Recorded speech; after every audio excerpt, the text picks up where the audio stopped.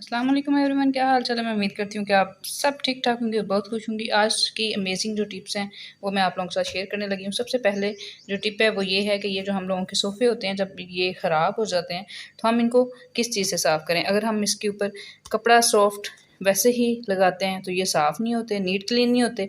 इनके अंदर जिस तरह ये वाली चीज़ है तो सारा क्या होता है, मट्टी मट्टी लगी होती है। और अगर हम लोग गीला कपड़ा करें फिर इसकी जो शाइन है वो ख़राब होती है। तो ऐसा कौन सा है टिप के ये बिल्कुल जिस तरह की इनकी चमक है वो उससे भी दुगनी हो, कम ना हो। तो आपने क्या करना है, ये जो होते हैं ना शू शाइनर, हमेशा आपने अपने सोफ़ों को साफ़ करने के लिए शू शाइनर का यूज़ करना है।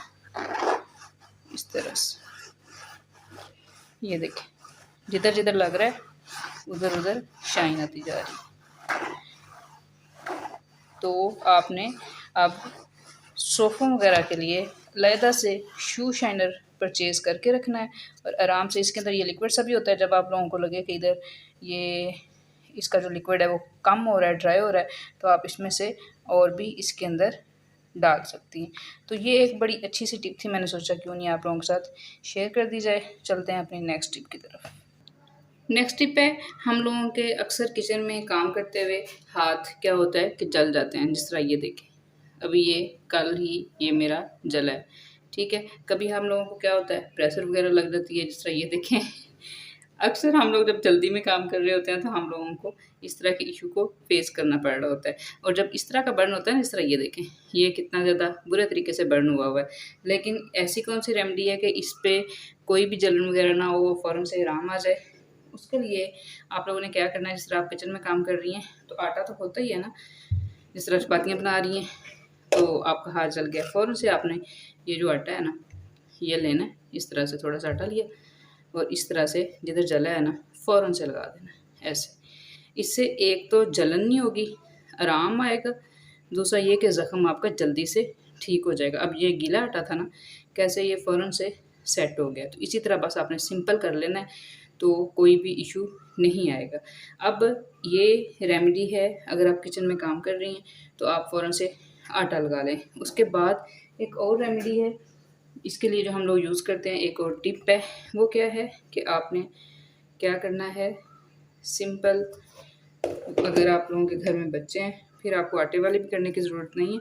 ये पाउडर, गो रैश पाउडर, अगर ये आप लोगों के घर में अवेलेबल है, ये बच्चों के इतनी ज़्यादा सॉफ्ट जगह होती है, रैश वगैरह बन जाते हैं, उसको भी ये क्योर करता है। तो इसे आप हिसाब लगा सकते हैं ये कितना इफ़ेक्टिव है। ये आपने आराम से इस तरह से अपने जो यहाँ पे जला है ना वहाँ से इस तरह से सारा कवर कर देना है ऐसे। फ़ौरन से इसमें सुकून आ जाएगा आपके ज़ख्म में और इसका जो निशान है वो भी ख़त्म हो जाएगा। अब जिस तरह आप लोगों को पता होगा रैशेज़ के निशान बन जाते हैं, लेकिन अगर पाउडर लगाएं, ये गो रैश पाउडर बहुत ज़्यादा मैंने यूज़ किया है अपने बच्चे के लिए, इसलिए मुझे इसका बहुत ज़्यादा अच्छा है, इसका एक्सपीरियंस भी अच्छा है, मुझे पता है इसके बारे में। तो इसको जैसे ही लगाएं फ़ौरन से सुकून आ जाता है और जितने भी ज़ख्म वगैरह हों वो भी ठीक हो जाते हैं। तो अब आपको टेंशन लेने की कोई ज़रूरत नहीं है। अगर कुछ इस तरह का मसला बन जाता है तो आपने ये दोनों टिप्स में से कोई सी भी टिप यूज़ कर लें तो कोई मसला नहीं आएगा। चलते हैं नेक्स्ट टिप की तरफ। इस टिप में मैं आपको बताऊँगी, जिस तरह आजकल का सीज़न जा रहा है, हम लोगों के घरों में चूहियाँ बहुत ज़्यादा आ जाती हैं। चूहे, छोटे-छोटे माउस बहुत ज़्यादा आ रहे होते हैं और वो क्या कर रहे होते हैं, हम लोगों के सोफ़े ख़राब कर रहे होते हैं, हम लोगों के गद्दे ख़राब कर रहे होते हैं, हम लोगों की बिस्तर ख़राब कर रहे होते हैं, मतलब बहुत ज़्यादा नुकसान कर रहे होते हैं। तो हम लोग उनसे कैसे कैसे छुटकारा हासिल करें, जो जो मर्ज़ी कर लेना, इनसे हम लोगों की जान नहीं छूटती। लेकिन ये जो रेमेडी है, जो मैं आपको बताने लगी हूँ, ये जो टिप है, ये बहुत ज़्यादा इफ़ेक्टिव है। आपने ये यूज़ करनी है। करना क्या है, सिंपल, आपने घर से कोई सा बिस्किट ले लेना है और इसको एक कटोरी में डाल के पीस लेना है, ठीक है। मैं इसको पीसती हूँ, फिर मैं आपको बताती हूँ आगे क्या करना है।